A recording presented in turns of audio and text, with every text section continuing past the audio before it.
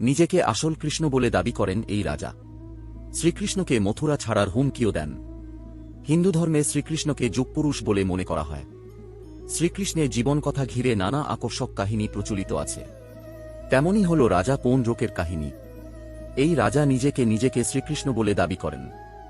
জেনে নিন সে কাহিনীর কথা। হিন্দু ধর্মাবলম্বীদের বিশ্বাস অনুসারে দাপর যুগে জন্ম নিয়েছিলেন শ্রীকৃষ্ণ। তাঁকে শ্রীবিষ্ণুর অন্যতম অবতার হিসেবে মনে করা হয়। শ্রীকৃষ্ণের জীবন কাহিনী অত্যন্ত আকর্ষক। কারাগারে জন্ম হওয়া থেকে শিশুকাল থেকেই একের পর অসুর নিধন, তারপর একটু বড় হয়ে কংসবধ এবং কুরুক্ষেত্রের যুদ্ধের আগে নিজের বিশ্বরূপ প্রদর্শনের মতো নানা বিস্ময়কর কীর্তি রেখে গিয়েছেন শ্রীকৃষ্ণ। বসুদেব ও দেবকীর পুত্র শ্রীকৃষ্ণ নানা অতিমানবিক শক্তির অধিকারী ছিলেন। তাঁর সুদর্শন চক্র, কৌস্তব মণি ও পাঞ্চজন্য শঙ্খ তাঁকে বিশিষ্ট ও দৈব ক্ষমতার অধিকারী বলে তুলে ধরে। তবে জানেন কি, এক রাজা ছিলেন, তিনি দেবকী নন্দন শ্রীকৃষ্ণকে নকল শ্রীকৃষ্ণ বলে দাবি করেন এবং নিজেকে আসল শ্রীকৃষ্ণ বলে দাবি করে।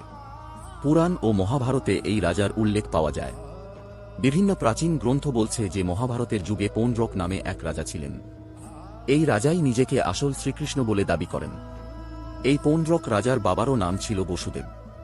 সেই কারণে তিনি আসল শ্রীকৃষ্ণ বলে দাবি করেন। তিনি এমনকি নিজেকে শ্রীকৃষ্ণ হিসেবে প্রমাণ করতে তিনি কিছু কারসাজির আশ্রয় নেন। একটা নকল সুদর্শন চক্র নিজের কাছে রাখতেন। নকল কৌস্তব মণি নিজের বুকে ঝুলিয়ে রাখতেন ওই রাজা।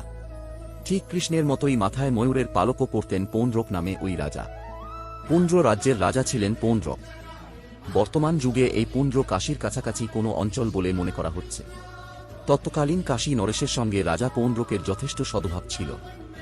নিজের নানা নকল সাজগোজকে হাতিয়ার করে নিজেকে আসল কৃষ্ণ বলে প্রচার করতেন তিনি।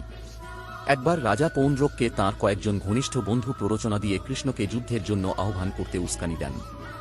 বন্ধুদের প্ররোচনায় উৎসাহিত হয়ে পৌণ্ড্রক শ্রীকৃষ্ণকে এই বলে বার্তা দেন যে তিনিই হলেন আসল কৃষ্ণ এবং কৃষ্ণ যদি মথুরা ত্যাগ না করে তবে তাঁকে যুদ্ধ করতে হবে।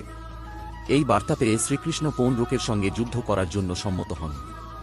শ্রীকৃষ্ণ যখন যুদ্ধক্ষেত্রে পৌঁছন, তিনি দেখেন যে পৌণ্ড্রক দেখতে ঠিক তাঁর মতো।